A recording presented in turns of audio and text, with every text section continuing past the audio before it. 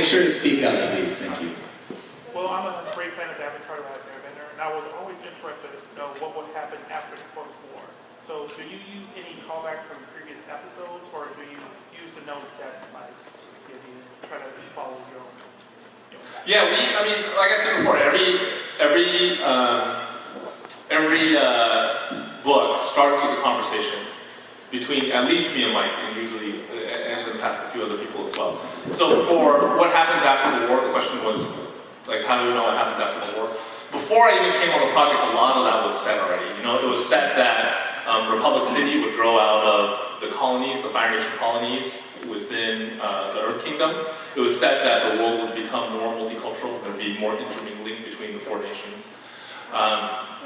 So all of that was set. Now, to figure out the details, what I really did was I looked at what happened to Japan after World War II, after they were defeated at the end of World War II.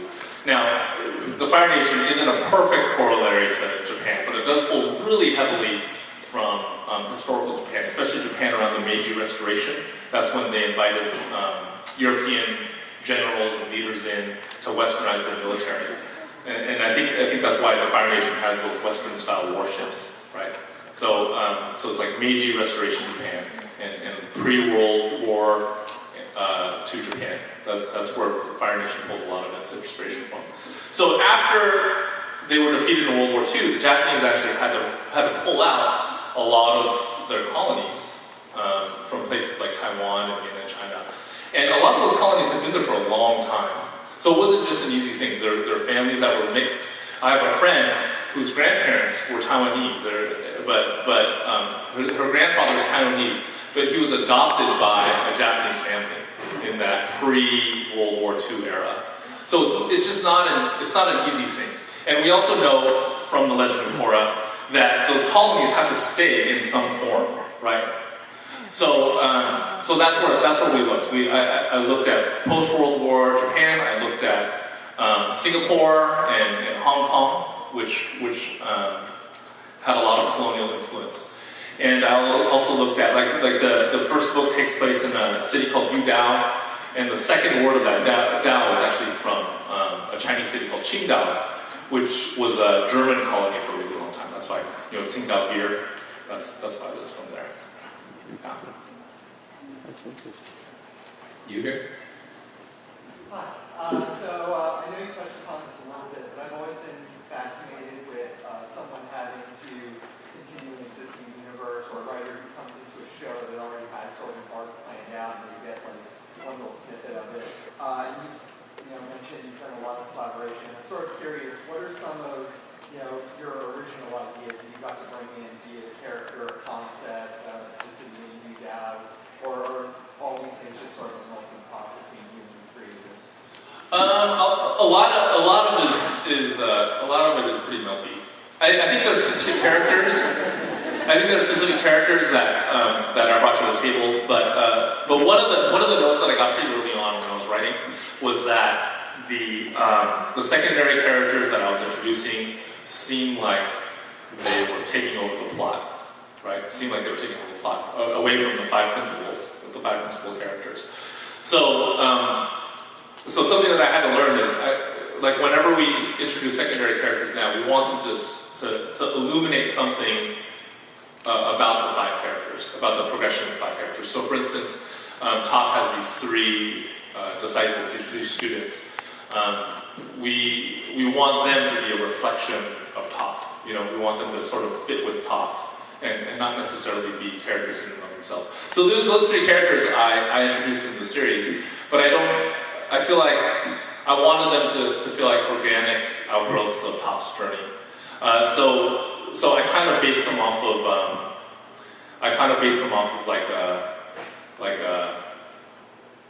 like moral struggles. Toph's three students are based off of moral struggles. So Toph herself, her moral struggles with rage, and then there's another one whose moral struggle is with greed, another one whose moral struggle is with fear, and the last one, his moral struggle is with maybe a preoccupation with death, like hate and death. I couldn't say hate. I couldn't say death, so I go with that. Yeah. And that I kind of stole DC Comics Green Lantern. Actually, before our next question, I have a sort of a follow-up question to that. Having been a teacher, when you sort of really came into discovering Avatar, have you heard from any of your former students since you started writing it? Yeah, so I've heard from former and current students. I still work at that school part-time, but I'm not really in the classroom anymore. So I do hear from former and current students. Former students are pretty impressed. It's kind of awesome. They'll bring books in for me to sign and that kind of stuff. Current students are not as impressed. Something you learn, is anyone a teacher out there? Like a high school teacher? Okay, a couple of you.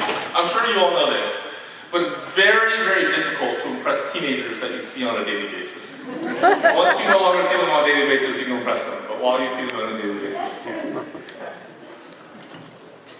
right, next question. You right here at the front?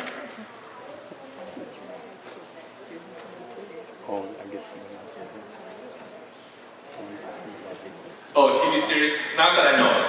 Not that I know of. But, yeah. I think the plans are just to keep the animation focused on Korra. You're here. You said that Hawk yelled at you. Does she call you Twinkle? No, that is reserved for Ing alone. Yeah. Even though you're probably excited to search, when you watch Legend of Korra, in the first episode when Quincy forgot what her name was, asking Katara about the story of the mom, and she got cut off. Did you get pissed off like everybody else? Yeah, of course. Yeah, of course. It was a good kind of piss off though, right? Yeah. Like you're pissed off on the surface, but deep down inside you're kind of happy. Well, a lot of times you don't yourself get to resolve that feeling of being pissed off. Yeah, that's weird. That's still weird. You right there? I'm hoping that you know this because you're writing a continuation, but in Legend of Korra, Liz's daughter, so with Tom's daughter, who did Tom get with? Something that I learned since becoming the writer of the comics is that issues of shipping are very dangerous. Like, really dangerous, right? So, no comments. Okay, no. You behind her? Yeah. Well, it's a question of the ending of the search, so I'm gonna try and avoid giving spoilers. But Okay, I appreciate that. the thing that happens in the end is worded so that the intention, you read it and you're like, well, maybe it's not exactly what he thinks happened.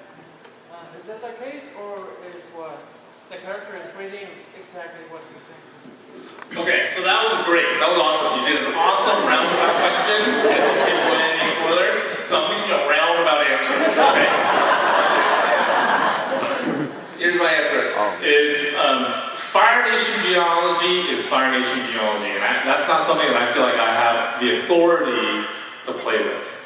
So the revelation at the end, that is not from me. That was from one of the notes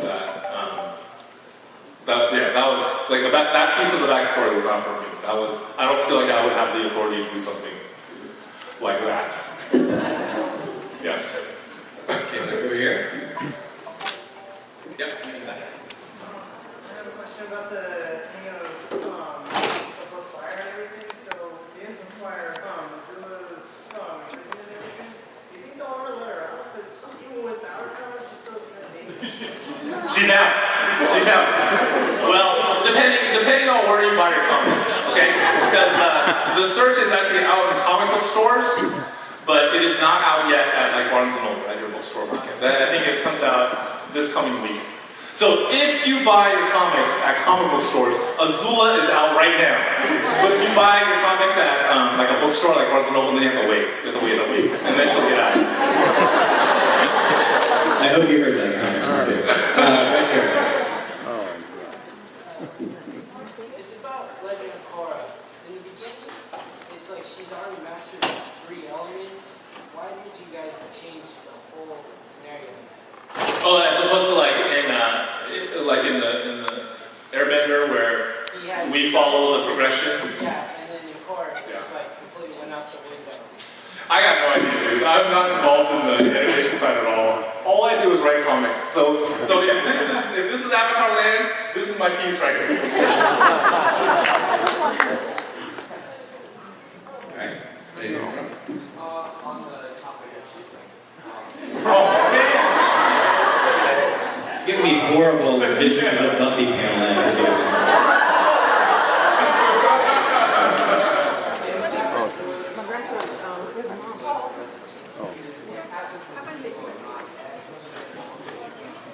What happens in Zuko Mai did not come straight from the creators. No, it did not come straight from the creators. And for the record, I love Mai. I think she's a great character, and we gave her her own story in a short story for the Dark Horse Free Comic Book Day giveaway. You guys know what Free Comic Book Day is? So go to your comic book store on Free Comic Book Day. You guys are all really good at lining up early, apparently. So go there, line up early, and then get that issue. It's an 8-page story all about my story. Free Comic Book Day is May 4th, by the way, for those of you who don't. Yeah, exactly. You ready to go? Actually, Lily, you're next, I promise. I have a question about babies okay, so we have Tenzin and all of them. Towards the end of your comic, are you please going to show the children of... Like being born and stuff? Well, like... It has to stay like all ages though. You know what? It depends. The contracts that I get offered are 3 books at a time.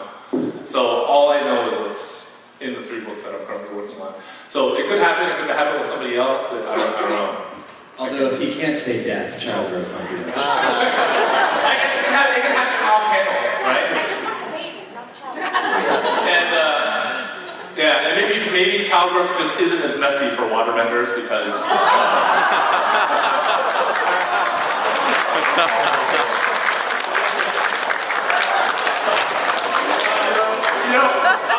I'll tell you this too about childbirth. You guys, have you heard of this cartoonist named Jason Shiga? He did this book called Meanwhile. It's amazing. It's amazing. It's this choose your own adventure book. It's like kind of a cross between a comic book and a maze. And he has a childbirth scene in there. His main character actually gets born. I think he gets like reincarnated and born again, right? And in the original, he did it with Abrams, which is one of the big 6 book publishers. In the original, he did an actual childbirth with blood and fluids and all that kind of stuff, right? But they wanted it all ages, so they asked him to clean it up. And you know how he cleaned it up? He cleaned it up by replacing the fluids with tentacles. So when this baby is born, all these tentacles that come out, and they're like, okay. So now that's what it's like. If you go look, it's like the weirdest childbirth scene you'll ever encounter. Go look for it. Meanwhile, by Jason Shiga. Alright, we had this guy right here. Say it again. I hope so. I love the space story. I really love the space story. That was something that I wanted to reference. Because when I was watching that show and he made that sword, I thought there was going to be something awesome that would happen. And it kind of did, I guess. But I wanted more. I wanted more out of that sword, right? You felt the same way? I wanted that sword to kick some butt. Like, I wanted it to be encased in glass in Republic City somewhere. So, I hope so. Alright, let's see. In the back there. Me? Yep. Oh, good. Sorry to be an old bore, but I'm hoping you'll keep Zuko's uncle in. He's my favorite. Zuko's uncle does show up in the search. I love Uncle Iroh. I can and I hope relate. that someday we'll find out about his journeys in the spirit world. Good. Okay, you right here in the front?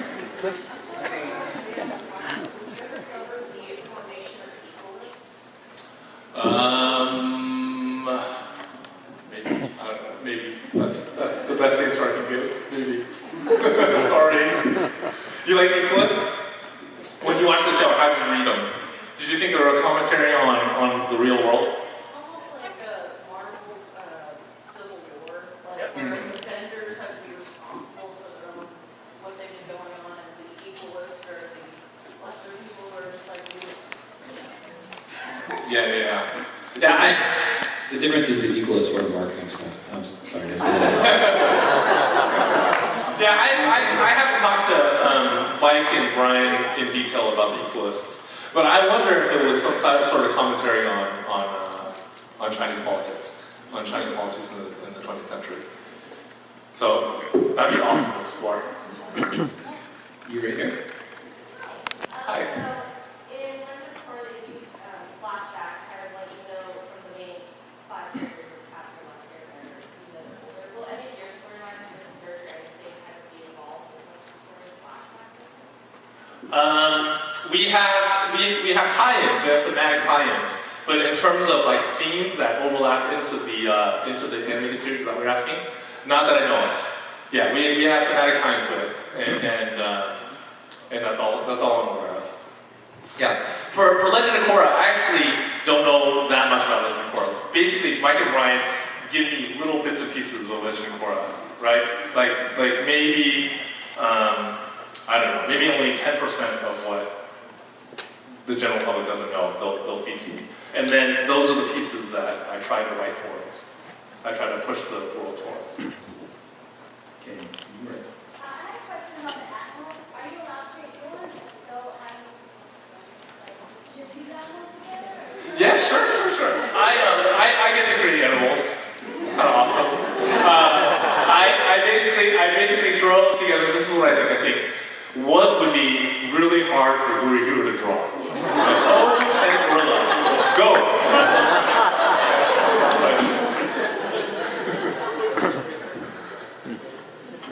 I wonder if you have an idea that you put forward but was shot down because of what they came that you didn't know was existing yet. An idea that was shot down? Yeah, if you put forth something that they said you can't do that because of reasons you're not allowed to do it. I threw out the idea that Toph would go back and do like a new version of the Earth Rumble that would involve multiple benders. That got shot down for obvious reasons. Yeah. That was before I knew anything about Korra. Yeah. You're here. Would you ever consider writing a solo story for another specific character? Writing a solo story for another specific. I would love to do it. I would love to do that. Yeah, like you mean out of the core 5? Yeah. Yeah. I would love to do it. I would love to do a story about the freedom fighters. I really like the freedom fighters. Yeah, and about Iroh's past. I'd love to do that as well, but nothing's in the works that I know of. In the main series, though it's animated, it's often written very deep, a lot of pathos. And while you're writing right now for all ages, do you consider that as your demographic, or do you write what you want to read? How much do you think about the various types of people that are reading specifically for age, the depth of the writing? I think this goes to a larger question actually, and it's something that I talk about with cartoonists a lot. In comics, it's changing a little bit now, but traditionally in comics, the demographic has not been as great of a concern, right? When you go into a comic book store, almost everything is thrown together, right next to each other. You'll have Batman next to Uncle Scrooge. It's all kind of thrown next to each other. And when I started working in the book market, that's when I realized that the publishers actually really care about demographics for marketing reasons. So a lot of my stuff gets categorized as young adult. When I was just selling in comic book stores, I didn't even know that was a category. But a lot of my other stuff gets categorized as young adult. So in terms of how that affects my work, I don't think it affects my work that much. Thinking about demographics, it doesn't really affect my work that much. I think I try to tell a good story. I try to tell a story that will keep a reader engaged from the beginning to the end, and then I let the publisher worry about the demographic stuff. So for the case of Avatar, I think the people who worry about the demographics are those legal people that it goes through. Now that said, I think I am naturally a very prudish person, right?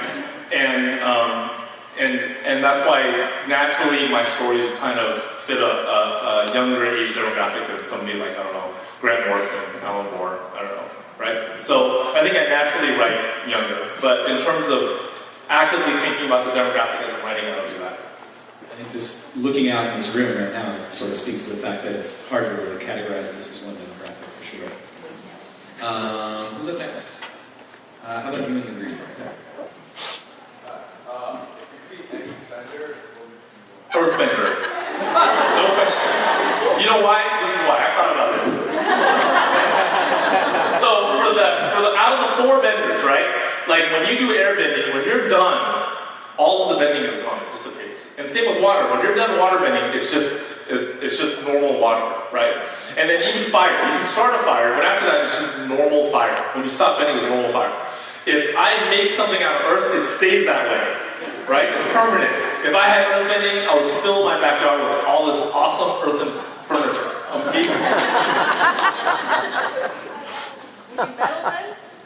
Would I metal bend?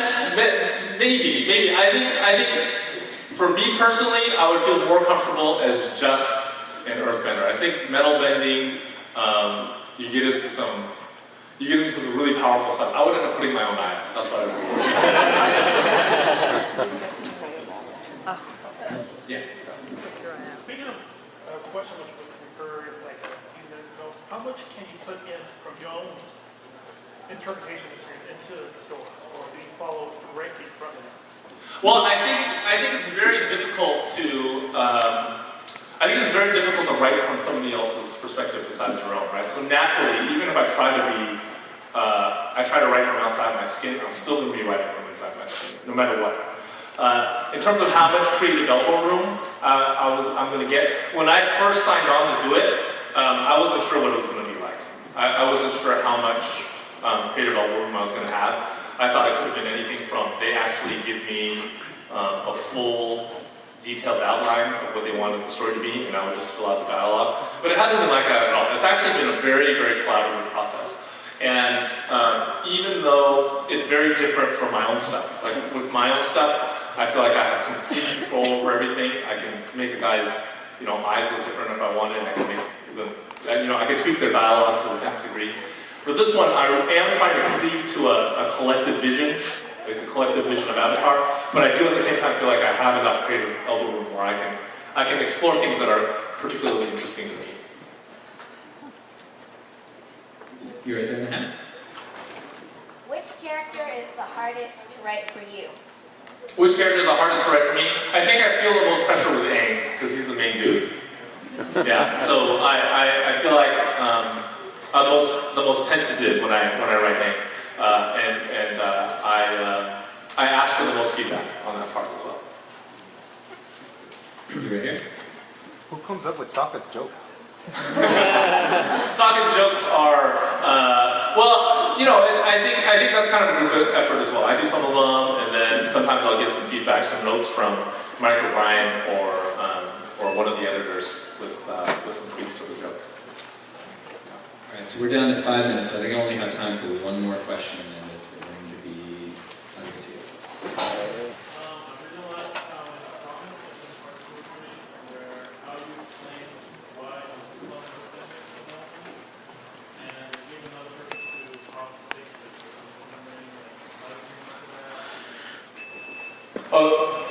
Okay, so the question was about how metal bending was approached in The Promise.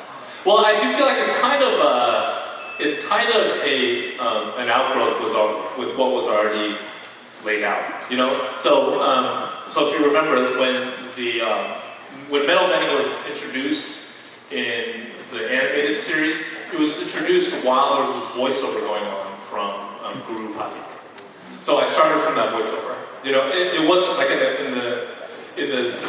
in the show, it was just a juxtaposition, but I wanted to bring that relationship a little bit closer, I wanted to explore it in a more intimate way, right? The words of Guru Patik and the phenomenon of metal bending. And second is, it goes back to that space sword and the meteor that it came from. I loved that meteor. I wanted that meteor to have a bigger role, right? And when we talked through the space sword wasn't going to come back. There was still the bracelet. So I wanted to do something with that bracelet. I believe we are finished. I want to let everybody know we will be having Gene signing in our booth today at 3 p.m. with booth 819, and then again tomorrow at 12 p.m. So for those of you who did not get to ask your questions, you will have another chance. Apologies that we always seem to run out of time. So anyway, thank you guys very much. Thank you so much.